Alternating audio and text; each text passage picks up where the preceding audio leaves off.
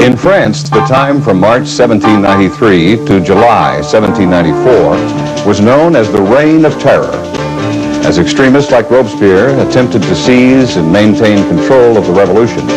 They used denunciations and summary trials, and they staged frequent public humiliations and executions to remind the public of the price of opposition. As a means of influencing public opinion, the terror was crude but immensely effective. And it is from this memorable and grisly era that we get our word terrorism.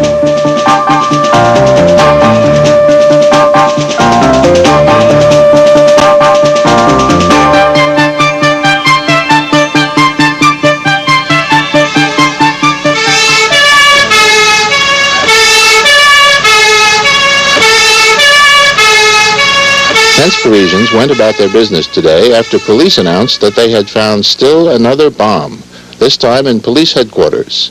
This is the latest in a series of bombings and attempted bombings by a terrorist group that has demanded that French authorities release a prisoner who is being investigated in connection with the murder of an American diplomat. Hello, I'm Jim Hartz. Paris in the 1980s reminded some people of Paris in the 1790s. But one important difference is that Robespierre didn't have television. He and his allies had to stage their live events steadily, and they couldn't stage them only in Paris. They had to activate the Reign of Terror all over France because things that happened far away didn't seem real to people in those days. Both the objectives and the tactics of today's terrorism are different, but the Reign of Terror and modern terrorism are similar in their use of violence or the threat of violence to influence the public in a way that advances their cause. Lenin, the Bolshevik revolutionary leader, had a famous saying, "Kill one, educate 1,000."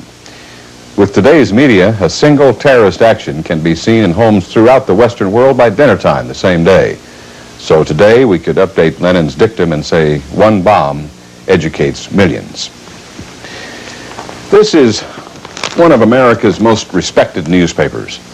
You don't see big ads on the front page, but political candidates and business organizations work hard to get their stories right here.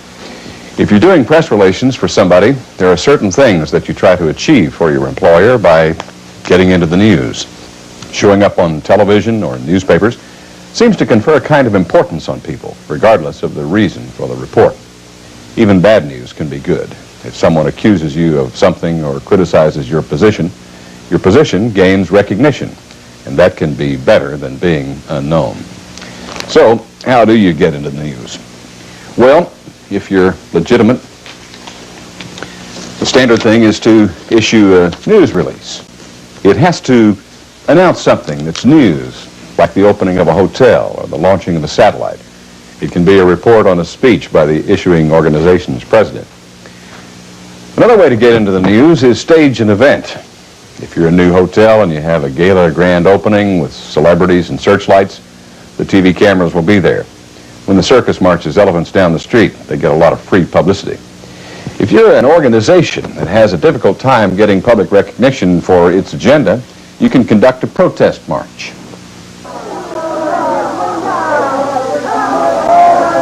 We have a long tradition in this country of publicly demonstrating our objections to things. The U.S. Constitution protects this right.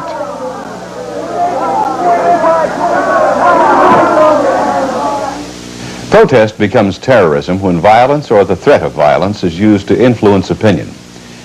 But if it's so easy to get your case before the public, who needs to resort to terrorism?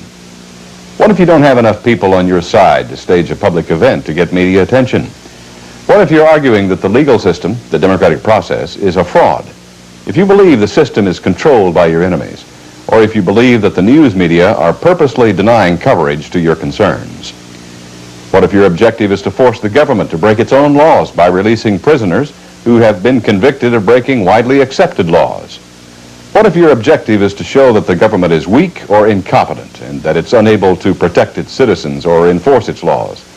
And what if your aim is to erode public respect for established authority? What if, with little diplomatic, economic, or military standing, you want to influence a large country far away to change its policy or its position? Those are the objectives that terrorism serves. Those theoretical objectives translate into specific and shocking actions. Let's look at some concrete examples.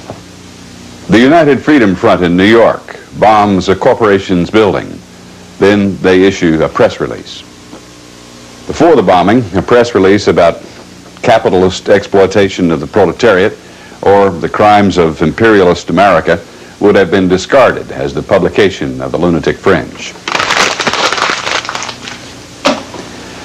But after the bombing, of course, the press will be eager for any information about the little-known group. The bomb is cheaper than an ad the size of an article, and now more people will read it. We have homegrown terrorists in the United States who are seeking radical changes in our system and who work inside the United States. In the U.S., we have seen the Weather Underground, a violence-prone offshoot of the student radical movement of the 1960s. There is the Black Liberation Army, which points to American society's most obvious and painful problem, the length of time it is taking to achieve racial equality, and uses this to justify an attack on democracy and capitalism. Left-wing groups often claim to identify themselves with minority groups and to be dedicated to correcting historic injustices.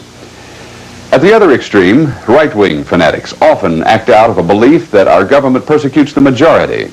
Groups like the Ku Klux Klan, CSA, Posse Comitatus, Aryan Nation, and so forth tend to identify racial or religious minorities as the cause of any national misfortune or as the major threat to our way of life. For more than 100 years, the Klan has been associated with anti-black violence. Historically, they've played on the fears of poor white rural people. In recent years, newer right-wing groups like the Posse Comitatus or the CSA have been using the farm population's economic plight as an issue in recruiting rural people to these organizations and in securing support. These groups tend to rely on a feeling that the government is under the influence of some hostile group, that there is a conspiracy against the real America, which they believe they are defending. They tend to be enthusiastic about building up arsenals and have had several violent confrontations with federal authorities.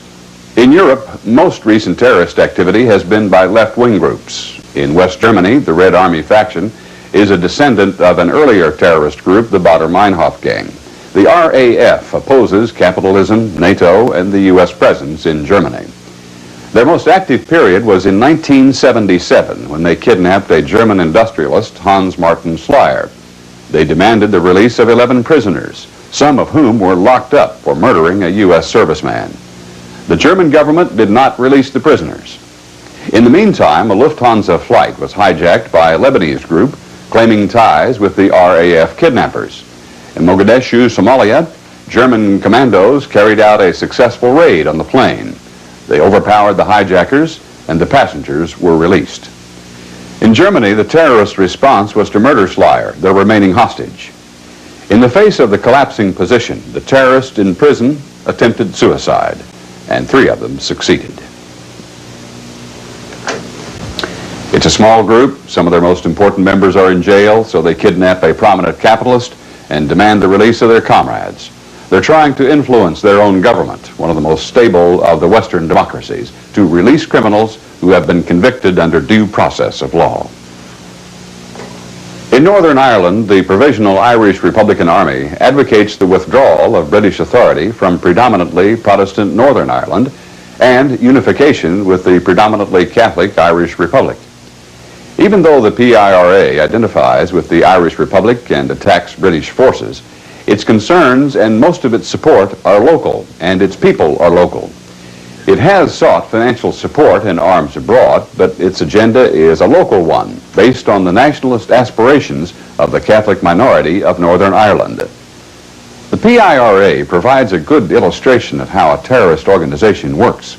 They execute complicated attacks of the sort that require substantial resources and good organization, and they've survived determined police efforts to put them out of business. You find a very small group that we call the hardcore leadership at the top of any terrorist organization. Next down, you find the active cadre, the trainers, the people who do the shooting, the bombing, the kidnapping, and so forth. The people in this layer don't necessarily know many other people in their own layer, and they rarely know the people in the layer above. If someone gets caught, the organization is safer if the captive doesn't know very many of its people. The active support group forms the next section of the pyramid. This group includes people who offer overt, publicly obvious assistance, like legal defense for accused terrorists, and people who offer undercover support, like a prisoned official who helps a convicted terrorist, or a university faculty member who helps recruit people to the organization. The largest piece, the base of this pyramid, is made up of people who provide passive support. The people in the passive support group are not terrorists. While they may share some objectives with the terrorists, they don't directly support illegal acts. Some legitimate groups unwittingly provide a cover or facilities that are useful to terrorists. For example, a church-sponsored organization that helps impoverished immigrants may provide a job for someone who is really in the active cadre of the terrorist organization. The job gives the person a legitimate reason to meet with all kinds of people. It gives him access to equipment on which he can produce and reproduce leaflets and plans. It may even give him an opportunity to divert money contributed by well-meaning, upstanding citizens. More and more, groups seem to be sharing what they've learned about police capabilities and about terrorist tactics that have been successful. Some terrorists have even published manuals for making explosives, which you can buy almost as easily as you can get a cookbook. You can buy a theoretical justification and a kind of how to start your own terrorist group manual. One of the traditional means of raising money for terrorist activity has been robbing banks. Another has been kidnapping for ransom. But when the governments of sovereign nations support terrorism, it raises the problem to a new level. Terrorists need more than just money. They need weapons. These are just a few of the kinds of weapons that have been seized by the Treasury Department, the federal agency with jurisdiction over illegal weapons traffic. A campaign of violence or a credible threat of violence requires weapons. A terrorist group can usually find a local source of weapons. They steal them from police, and they steal them from military sources. But the more sophisticated the weapons, the harder they are to get without some sort of clandestine but official assistance. And it's almost essential to have state support to learn to use a weapon like this rocket launcher. State-supported training is a very important feature of international terrorism.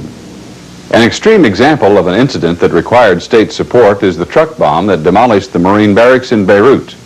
People don't learn to build such devices by tinkering around in the basement with materials from the hardware store.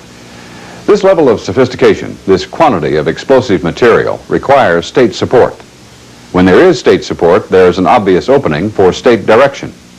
When we can identify a source of support for a terrorist action, or when we find evidence of state direction, it helps us to anticipate what might happen next and to determine what kind of response is appropriate. In the case of the bombing of the Berlin Disco, La Belle Club, in April 1986, our intelligence showed definite evidence of support and direction from Libya. Some people call terrorism a weapon of the weak against the strong. For Libya to anonymously bomb a club popular with U.S. servicemen in a European country undoubtedly appeared to be a low-risk operation.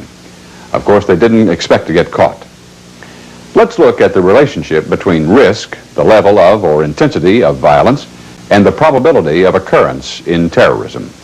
Tactics with the lowest level of violence, tactics that can be carried out by an individual or a small group using handguns or small bombs, for example, against the softest targets, are the most frequent and therefore the most probable.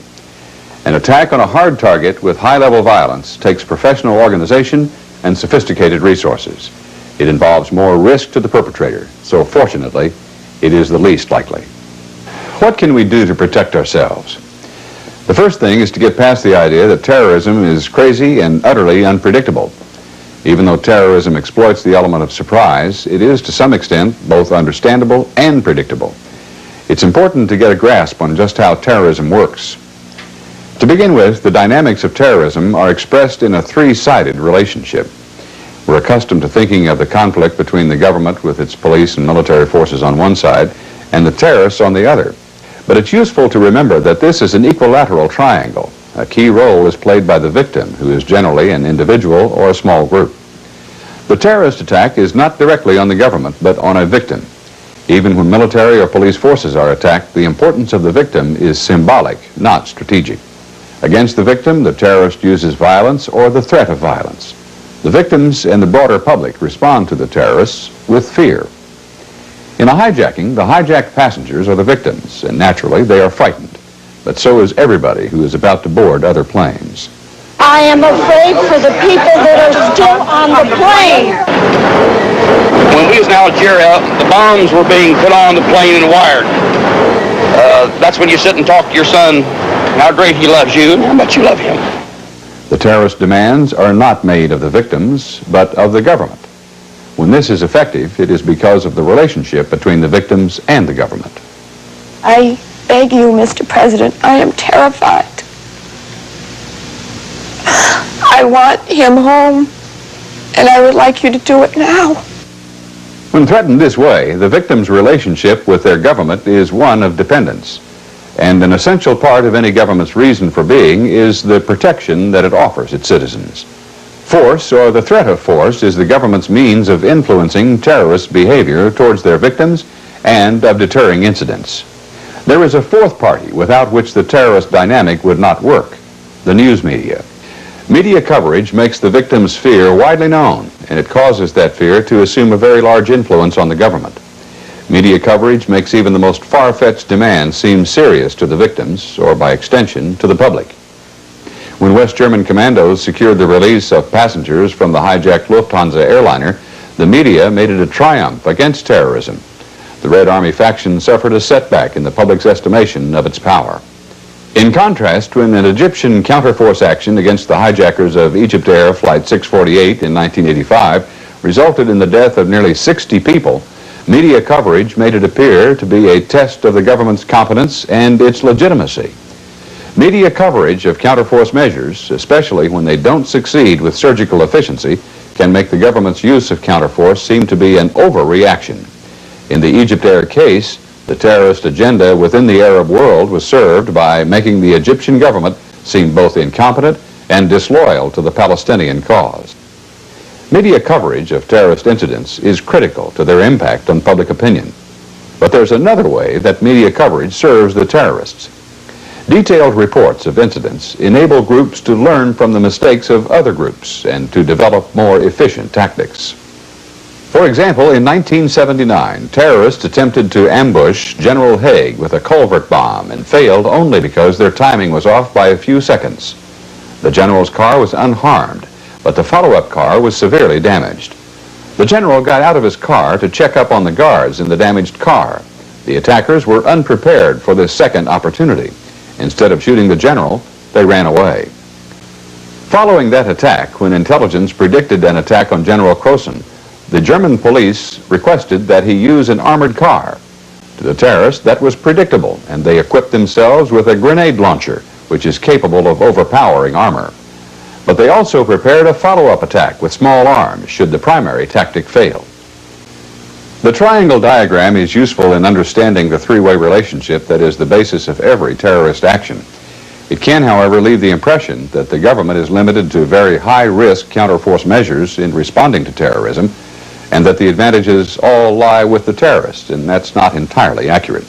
In the follow-up of the Achille Lauro hijacking, U.S. warplanes prevented the transport of the hijackers to asylum in Libya by forcing the plane down in Italy.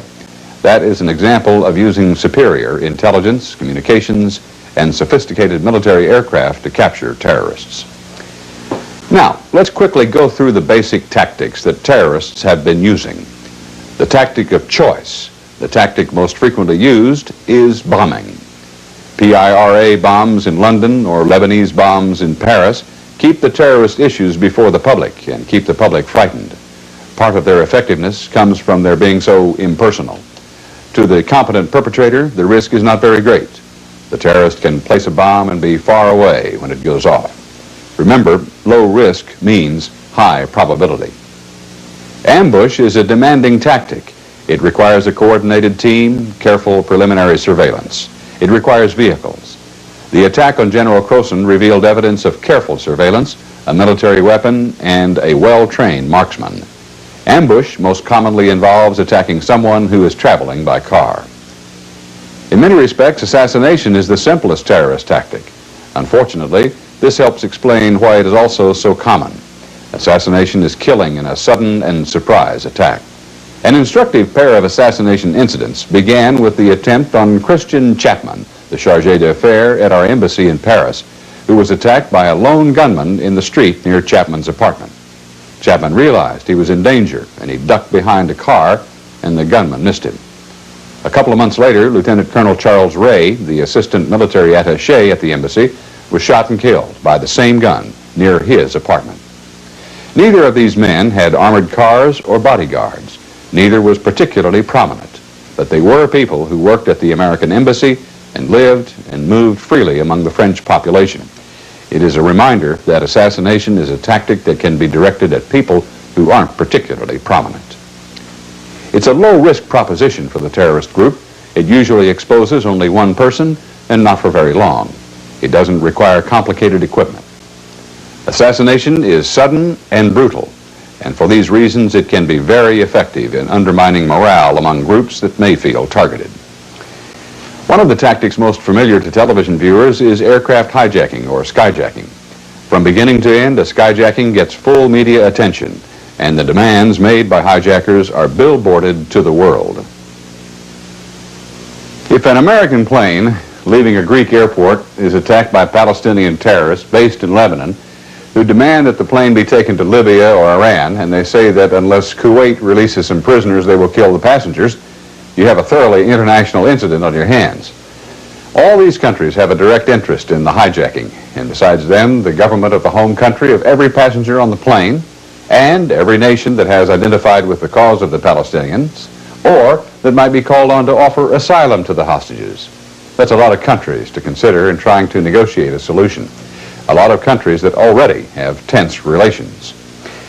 Skyjackings have been carried out by some pretty ill-equipped teams, but for the most part, they demand good organization.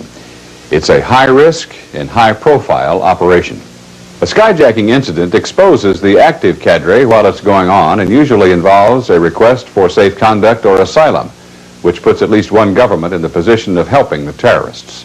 An exception to this is when Muslim extremists approach a skyjacking as a suicide mission. Like skyjacking, kidnapping is a human drama that draws continuing media attention. In Latin America, wealthy individuals and corporate executives have been held for ransom. Then the ransom finances further terrorist actions. Kidnappings in Latin America, Europe, and the Middle East have been used, like hijackings, to demand release of prisoners.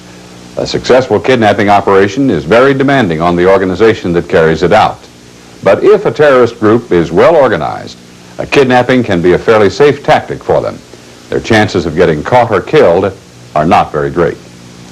A hostage barricade action is a very high-risk tactic for a terrorist group because in a hostage barricade, everybody knows where you are. If the location is an embassy, at least two countries are involved. When the Turkish embassy is attacked in the Canadian capital, both the Turkish security forces and Canadian police are involved. Just as in a hijacking, the perpetrators need safe conduct and asylum in order to escape, which probably involves a third country. Robbery and extortion are largely fundraising operations for terrorist groups. They don't necessarily have any particular impact on public opinion, although left-wing groups may benefit from making banks appear vulnerable. One type of robbery is of particular concern to the military. Terrorists, robbers don't always go after money. They steal weapons, they steal explosives, and they steal information. Information is a kind of weapon in the hands of an adversary, and extortion is a way of obtaining information. This brings us to an important area. The U.S. Armed Forces, including the Army, have been targeted by terrorist groups many times, especially in Europe. The famous bombing at the Rhine-Main Air Base was helped considerably by the murder of an American soldier whose ID papers were used to gain access to the base. Bombing the Frankfurt PX was obviously intended to intimidate families of the U.S. forces, and that is a very effective way to undermine overall morale. Kidnapping and ambushing American generals has had tremendous propaganda value and has forced many changes in travel and residential security. Most European terrorist groups oppose the alliance of Western democracies. They want to strain the NATO alliance and get the U.S. military out of Europe. They want to make NATO forces look like a liability. Under these circumstances, there's no reason to think that the Army will ever cease to be a target for terrorists. The question we all want to answer is, what can we do about terrorism? The U.S. and our allies have set up specialized military teams to respond to actual terrorist incidents. That concerns a limited number of people, and at best it helps contain damage once an incident has been initiated. Well-equipped counter-terrorist forces have sometimes shortened the duration of hostage barricade or hijack incidents, but they also raise the stakes or cause terrorists to set shorter deadlines if they think they are in immediate danger. Intelligence is one key to stopping events before they start. The Western countries have been cooperating better in order to interfere with the terrorists who threaten all of us. Prevention is better than trying to fix things after something has gone wrong. These manuals focus on what we can do to reduce the vulnerability of the force to terrorist attack. The key to prevention is to make it harder for a terrorist incident to be planned and carried out. Awareness means developing a security mindset. Act the way you would if you lived in a high-crime neighborhood. The steps are simple. Don't leave doors open when they should be closed. Don't leave sensitive documents exposed. Remember, to someone with malicious intent, information about where you're going and what you're doing might be interesting. Travel orders belong in a safe place, not lying around your hotel room when you're not there. And when you're traveling, it's wise to keep a low profile. Civilian clothes are less conspicuous than your uniform, and you can avoid well-known American hangouts. Lock your car, then look it over before you unlock it and get in. Paying attention when things don't look right can pay off. Let me tell you a couple of stories that illustrate what I'm talking about. In the first example, a woman looked out her window and saw a van. She noticed some people in jogging suits coming and going. A little later, she saw that the people who had appeared to be joggers were standing by the van smoking cigarettes. It didn't add up. She called the police, and her tip led to the arrest of several leaders of a Puerto Rican terrorist organization. More important, police believe, on the basis of the weapons that they discovered, that they interrupted final preparations for a major incident in the U.S. The second example was in Germany. A German security guard saw a car drive onto the grounds of the NATO-shaped school. The man who got out of the car was dressed in a U.S. Marine uniform, but something didn't look quite right. The belt on his coat wasn't fastened properly, and there was something unfamiliar about the insignia on his hat.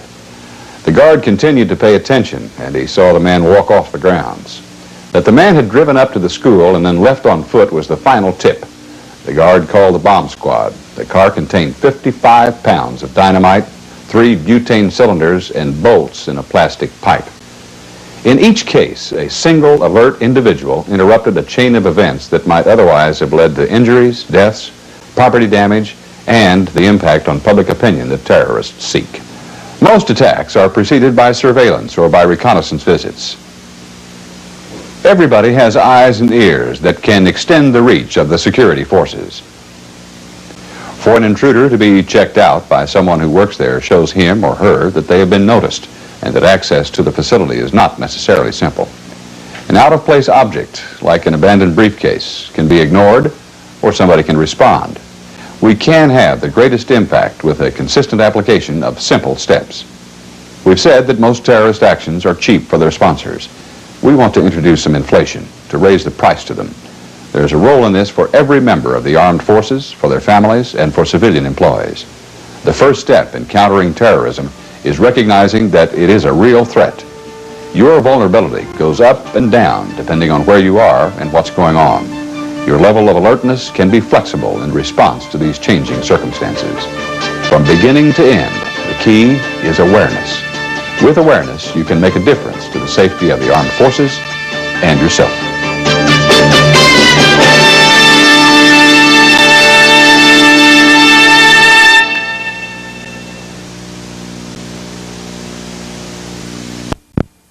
Out.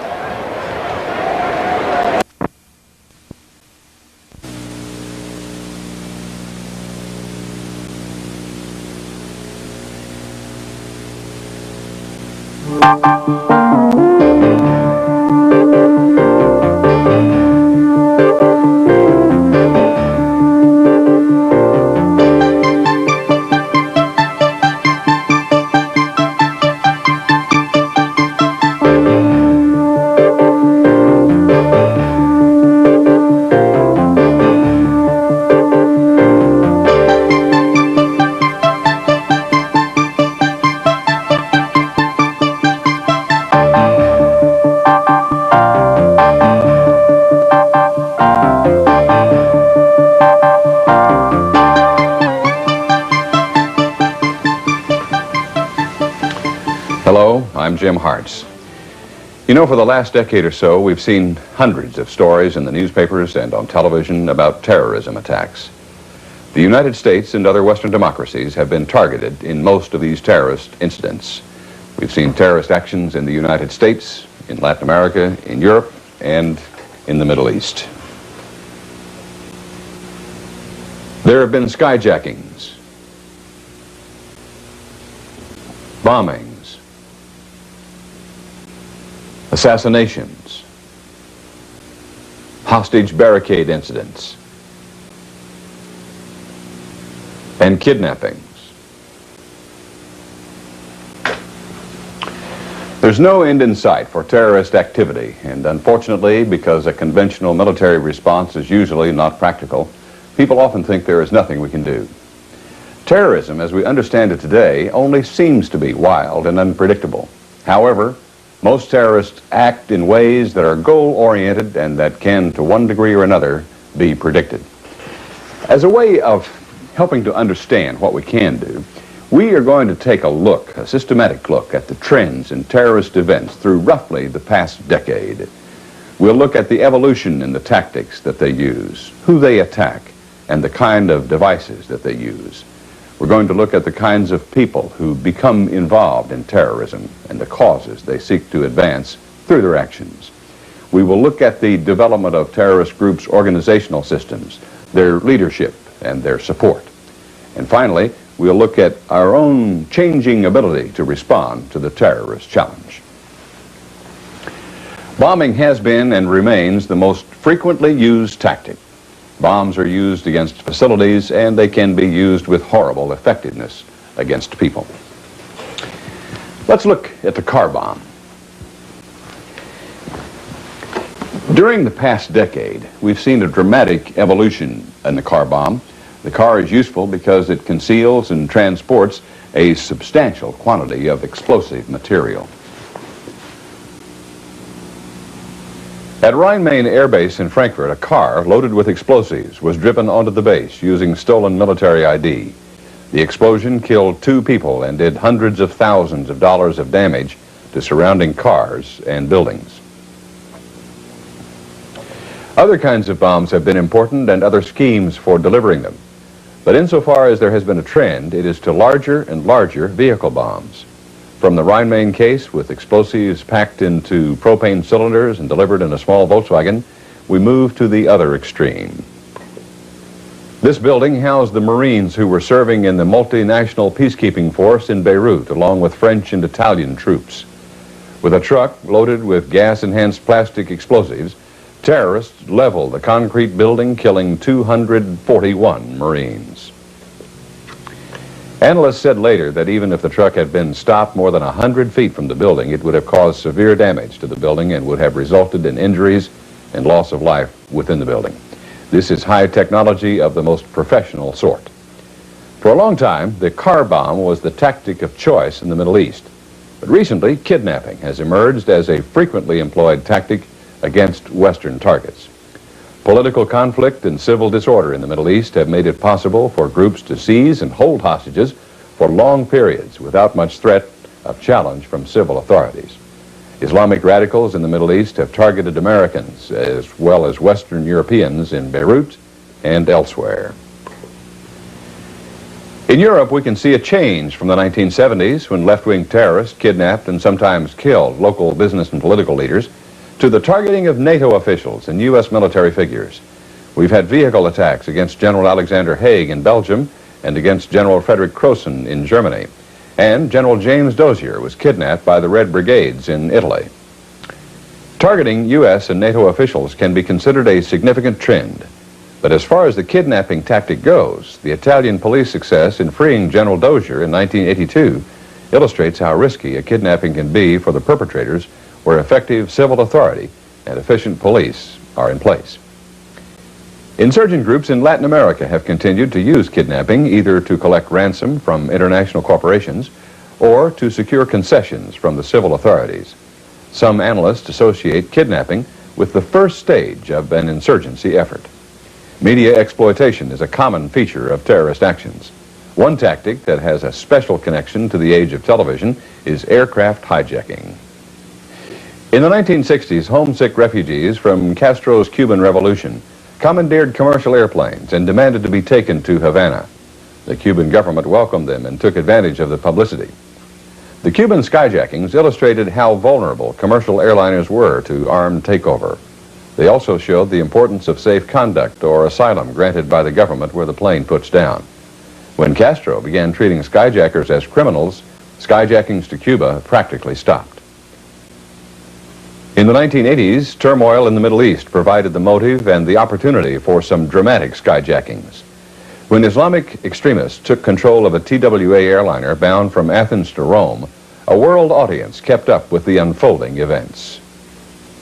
He has pulled a hand grenade pin and he is ready to blow up the aircraft if he has to. We must, I repeat, we must land at Beirut. We must land at Beirut. No alternatives. Islamic extremists demanded the release of prisoners held in various countries. They killed an American Navy diver and threatened the lives of other Americans and of Israeli passengers. They are beating the passengers. They are beating the passengers. They are threatening to kill them now. They are threatening to kill them now. We want the fuel now, immediately. Flight 847 showed all too clearly that conditions like those in Lebanon at the time made it possible to take hostages off the plane and hold them in several different locations, like kidnap victims, while continuing to hold the plane and crew. Anti-terrorist action against any single location would jeopardize the safety of other hostages elsewhere. Counter-terrorist forces have achieved a few spectacular rescues, but when Egyptian special forces attempted to rescue passengers on a hijacked Egyptair flight, the resulting bloodbath was a harsh reminder that rescue attempts involve great risk. All skyjackings in the last few years illustrate that despite security systems, dedicated terrorists have been able to find a way around them. And the existence of counter-terrorist forces has provoked terrorists to set shorter deadlines, knowing that their control of the situation is not absolute. Where counter-terrorist forces have had a clearly positive impact is in hostage barricade incidents. After 1980, hostage barricade incidents began to decline in frequency. That's good news, but the bad news is that kidnappings and skyjackings increased somewhat. This suggests that terrorists have simply chosen a different tactic in response to our increasing the cost or difficulty of the hostage barricade. The ambush tactic provides an example of another terrorist response to improved security measures. As protection for U.S. officers has been strengthened, terrorists have acquired the means to overcome them. General Croson in Heidelberg had guards at his house, an armored car with an armed aide, and a follow car with more armed guards. The ambush team had performed thorough surveillance. They lay in wait for several days at the ambush site, and they used a Soviet rocket launcher with great skill. As these scenes indicate, armor plating does not provide absolute protection against a rocket-launched grenade. Those are the basic tactics that terrorists use. The tactics, the targets, and the technology used by terrorists have been changing, in part because of what we've been doing to counteract them. Well, what trends can we foresee? Bombing is likely to remain the most popular tactic overall. Bombing is cheap, technology is on the side of the bomber. Chemical and plastic explosives are hard to detect in transit, and they concentrate a lot of power. Microchips make possible extremely long time delays for detonators. Ambush will continue to be an effective way to attack important and well-protected individuals. Kidnapping is a tactic that may be discouraged by effective police work. Hostage barricade incidents, too, are risky for terrorists any place where police work is good. But there are many parts of the world where we can't count on this. The problem of skyjacking may prove responsive to increased efforts at international cooperation. Concerted policies and actions by governments can produce more reliable airport security and better cooperation if an incident does occur, improving chances for a satisfactory resolution. Prevention is always the most desirable approach, but it becomes even more important when we consider the threat posed by terrorists whose religious convictions make them unafraid of death or even cause them to seek death. In the 1980s, the rise of Shiite Muslim fundamentalism in the Middle East has presented just this problem. Shiite extremism encourages its people to be willing to die in what they view as a holy war. Many Shiite extremists have a persistent idea that America is a diabolical influence that has to be driven out. To them, any attack on the United States is a way of winning favor with God.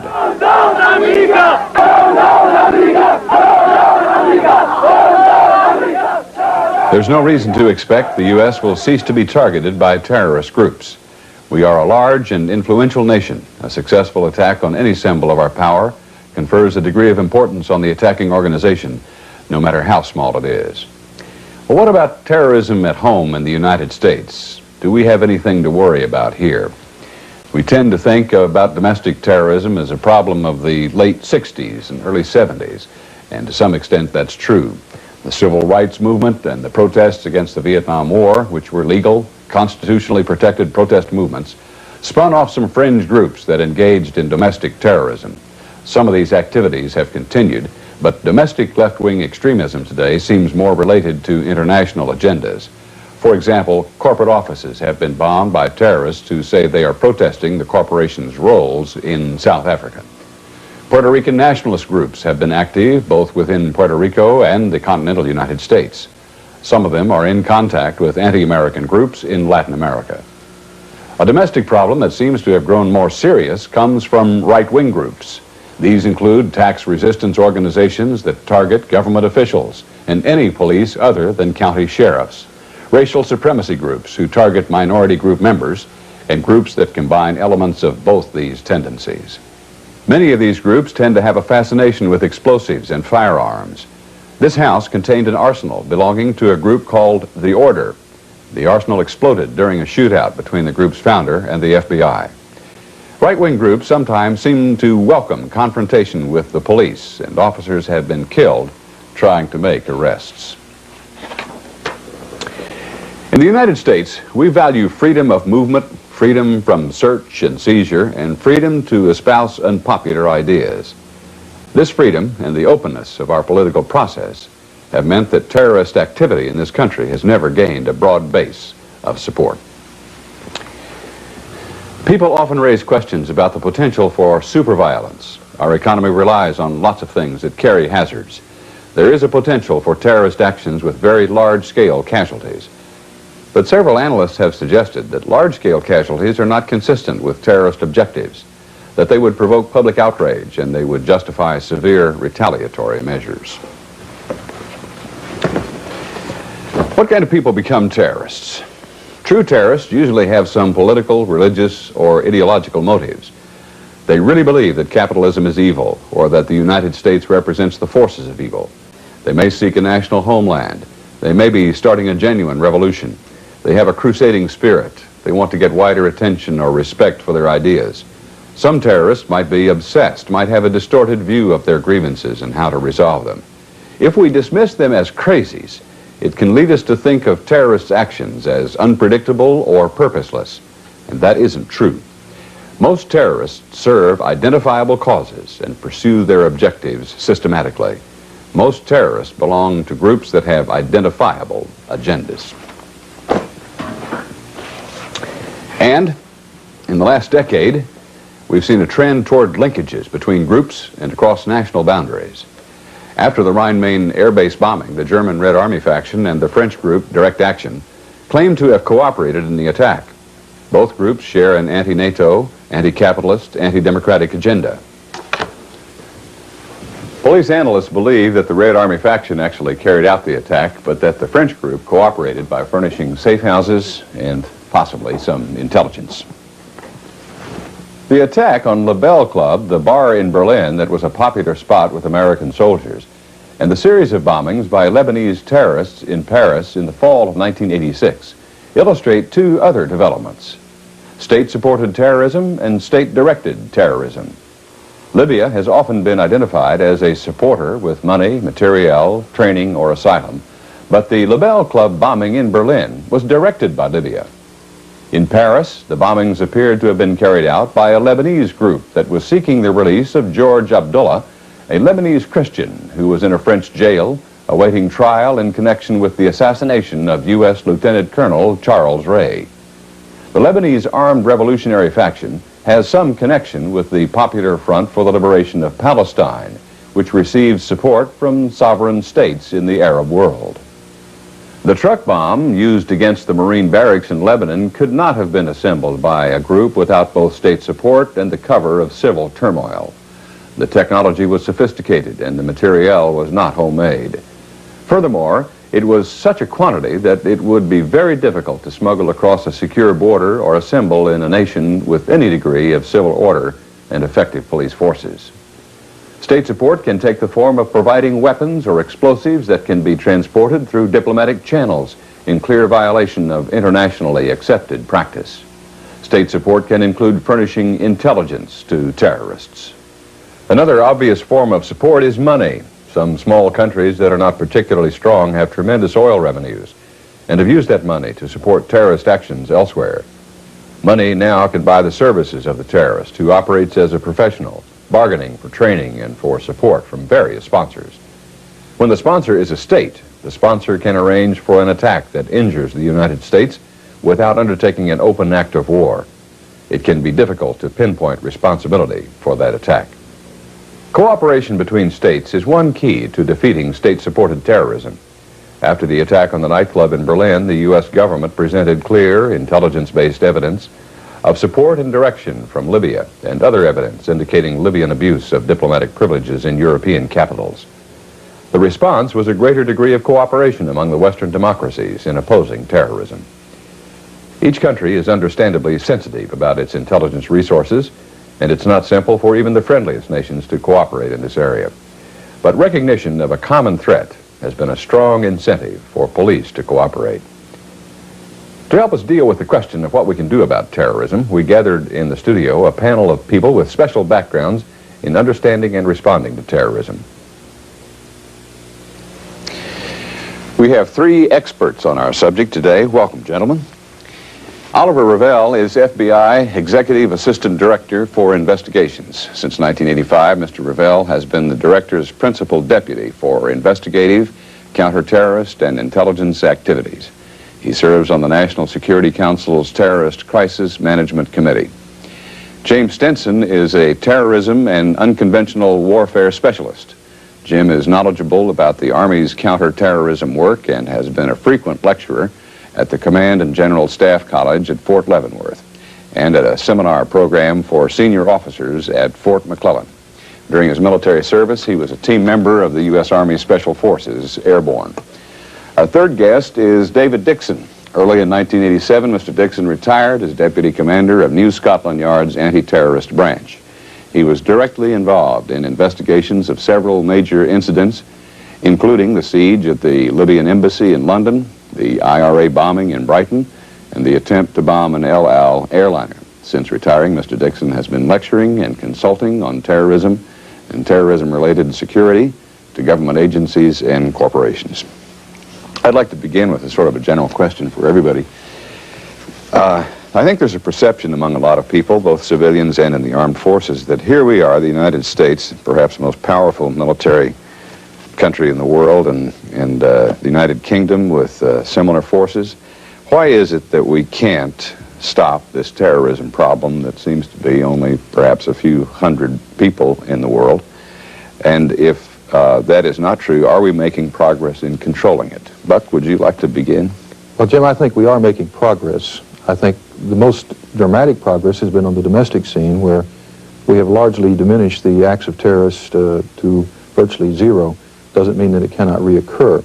Internationally, it's much more complex. You're dealing with both political and cultural and economic conditions that are largely out of the control of any one country or group of countries. But progress is being made in that we're seeing additional cooperation between military, intelligence, and law enforcement agencies on the international level. David, would you echo that from across the Atlantic? What I'd like to say, the words international terrorist or international terrorism, I would say strongly requires an international response. That is paramount. We in England, and I can speak for Europe, we have been hit. We have been maimed. We come back, we debrief, and we say, learn something from that. But the frustration comes when the hunt is on and you chase the terrorist. You're frustrated by countries that are prepared to give them refuge. From somewhat of an academic point of view, Jim, what's your view? Are we making progress against people who willfully commit acts of murder and violence for political ends or for their own ends? The difficulty is that, and from a research standpoint, and just looking at the numbers, we're seeing the number of incidents increase across the board, and we expect that to continue for some years to come. But our focus and response has been on the incident, and what we're finding is that there's a great deal of success being conducted by various governments when they focus on the pre-incident activities, on the entity that creates the attack, as compared to waiting until the incident occurs and then responding to it, in which case it's going to be a part of history forever. It's a much more viable solution and approach to deal with the problem before it begins, but it's a very complex intelligence and operations problem. David, let me ask you this. Is it a police problem now? Is terrorism being considered a criminal act rather than perhaps a political statement? Well, in England, we looked at it always as a criminal act. And, of course, can I just say the terrorist, we look at the terrorist, bear this in mind, that he is a member of a very sophisticated, highly professional unit, military unit, who carries out a war.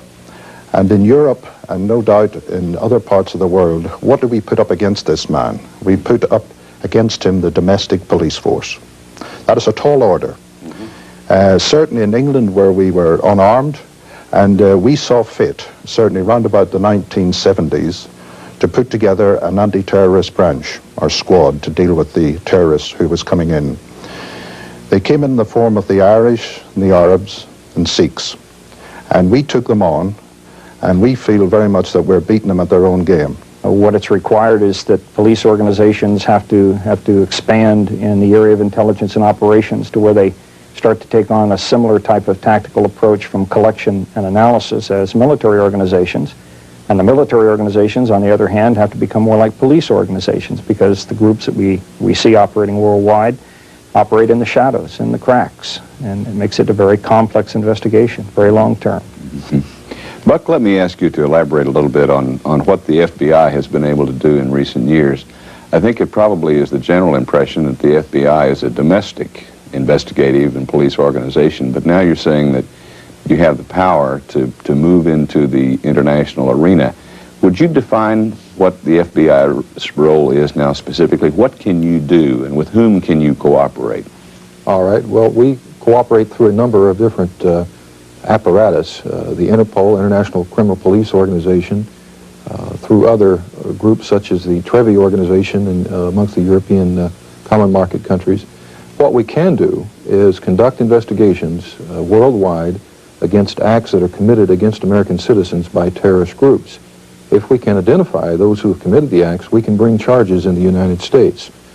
A recent example was the arrest of Fawaz Yunus, a Shia Muslim terrorist from Beirut, who had hijacked with a crew of other Shia an Air Jordan flight on which 4 Americans were held hostage. We arrested him in an international operation off the coast of Cyprus and brought him back to the United States for trial. There are several other examples where we have had other governments, the German government, arrest a fellow by the name of Muhammad Ali Hamadi, who was one of the principals involved in the TWA hijacking, 847.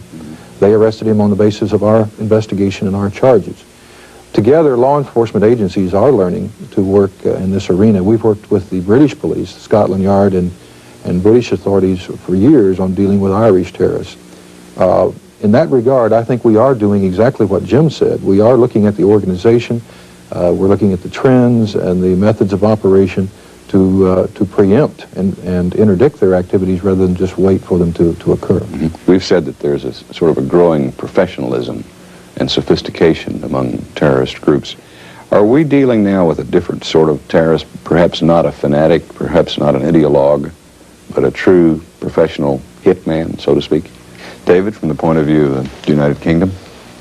You see, gone are the days where the man comes in the black cloak with that fizzing bomb and puts it down. You won't get that. He comes in, a very clinical, professional unit, does his deed and out he goes. And certainly we identified that in the bombing at Brighton when they tried to kill Mrs. Thatcher. There was an operation carried out, all right, by the IRA, but the sophistication of that weapon, that bomb that had been put into that building some 4 weeks beforehand, time to go when she was finished her speech to retire to her room, and of course it went off at 2 o'clock in the morning, killing 3 people, maiming many others. Barely missing. Very sophisticated. Jim, I'd like to turn to you now, and from a research point of view, are we really seeing international cooperation between these groups, do you think? Since we began keeping accurate statistics back in the 1970s, one of the trends that's been quite disturbing is the fact that the groups are starting to communicate more with each other, exchanging personnel, training, equipment, supplies. These kinds of relationships that did not exist in the 70s are becoming more a routine course of events in the 80s. And one of the other trends that's particularly disturbing is that a number of the groups are developing techniques to counter our counterforce teams, which is going to make a major impact on the way we deal with the problem in the future. That brings up a question. You mentioned the term trends, which is what we want to address here. Where are we going? Is the type of terrorism changing as our tactics change to counter it? And what are we going to see in the future, do you think? Peer into your crystal ball for a moment. The situation in Lebanon is obviously generating terrorism with particularly the Hezbollah, the very radical Shia supporters of the Ayatollah Khomeini. We have other areas of the world where terrorism is also being generated by a number of factors. I think one of the most troublesome areas for the United States in the future may be South America. Colombia has had terrorist problems for some time, the FARC, the M19 group, but we now see in Peru the Sendero Luminoso becoming very sophisticated and very much involved in anti-capitalist, anti-Western type of terrorist activities, including targeting American interests, American facilities.